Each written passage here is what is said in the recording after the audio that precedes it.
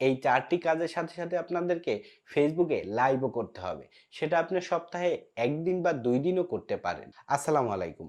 Facebook content monetisation পেতে হলে কি করণীয়?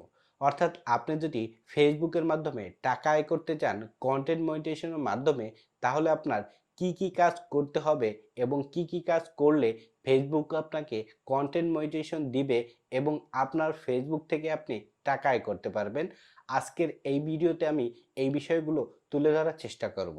হাই, আমি মোহাম্মদ সজীব হোসেন। আমি একজন ছোট্ট কন্টেন্ট ক্রিয়েটর এবং আমার এই কন্টেন্ট ক্রিয়েশনের জার্নিতে আমি যতগুলো সমস্যা ফেস করেছি এবং তার সমাধান খুঁজে পেয়েছি বা আমি কিভাবে কন্টেন্ট মনিটাইজেশন পেয়েছি, সেই বিষয়গুলি আপনাদের মাঝে তুলে ধরে ভিডিও তৈরি করে থাকি।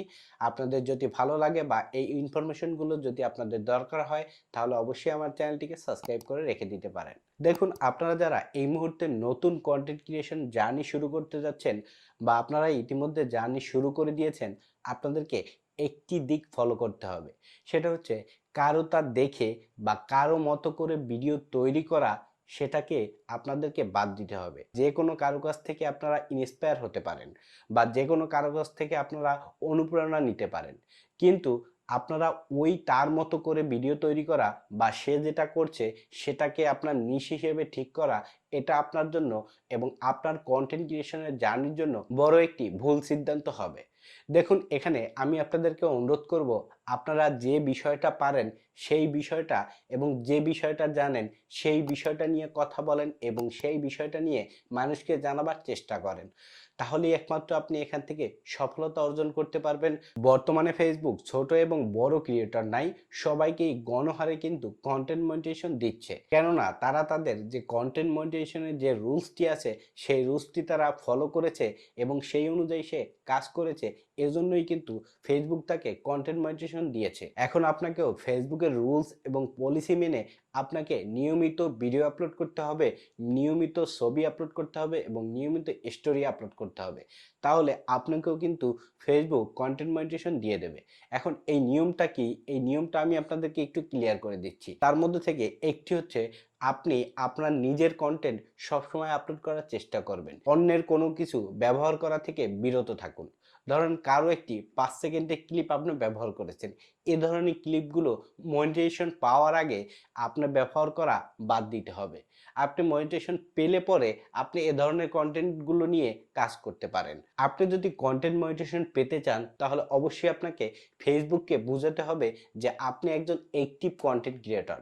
আপনি যে কনটেন্টগুলো তৈরি করেন সেই কনটেন্টগুলো আপনার নিজের ব্যক্তিগত এবং নিজের ফেস দিয়ে তৈরি করা, এরকম ধরনের কন্টেন্ট আপনাকে তৈরি করতে হবে এবং আপনি যে পিকচারগুলো আপনার ফেসবুক পেজে পোস্ট করবেন বা আপনার প্রোফাইলে পোস্ট করবেন, ওই ছবিগুলো অবশ্যই আপনার নিজের হতে হবে এবং আপনি যে টেক্সটটাও ব্যবহার করবেন সেই টেক্সটটাও আপনার নিজের লেখা হতে হবে। সম্পূর্ণ নিজের তৈরি করা ভিডিও বা নিজের তৈরি করা স্টোরি বা নিজের তৈরি করা টেক্সট, নিজের তোলা পিকচার সম্পূর্ণ আপনাকে আপলোড করে যেতে হবে এবং এটা আপনাকে প্রতিদিন নিয়ম করে করতে হবে।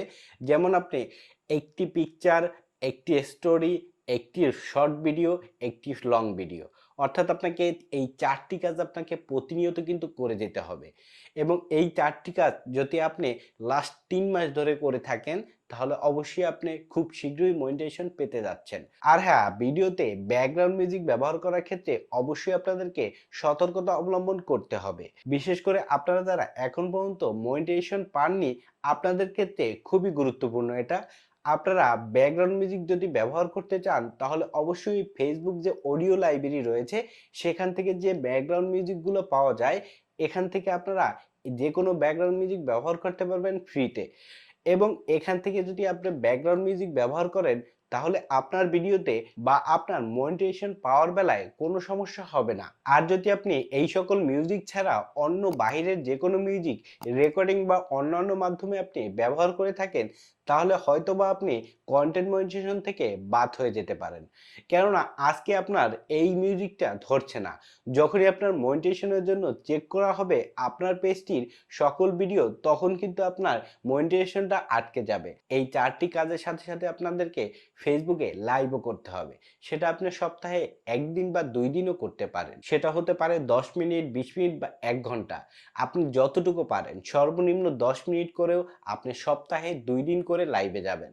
তাহলে আপনি খুব শীঘ্রই কিন্তু কন্টেন্ট মনিটাইজেশন পেয়ে যাবেন। তো আজকের ভিডিওটা এ পর্যন্তই। সবাই ভালো থাকবেন। আর এই বিষয়ে যদি আপনার কোনো আলাদা মতামত থাকে বা আপনার কোনো প্রশ্ন থেকে থাকে অবশ্যই কমেন্টে লিখে জানাতে পারেন।